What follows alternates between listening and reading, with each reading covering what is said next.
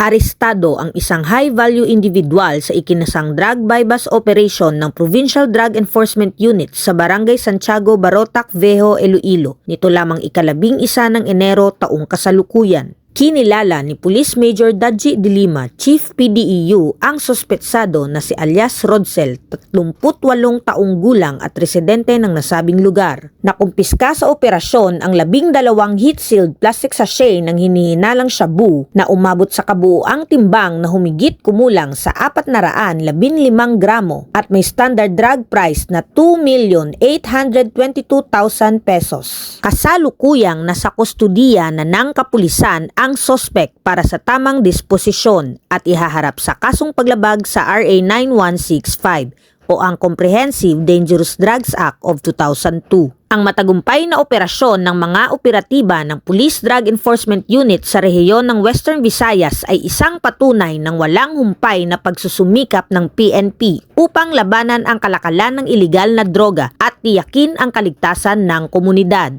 Mula dito sa Police Regional Office 6, ako ang inyong Police News Network Correspondent, Patrolwoman Andrea Dominic Di Palobos, alagad ng batas, tagataguyod ng Balitang Pulis.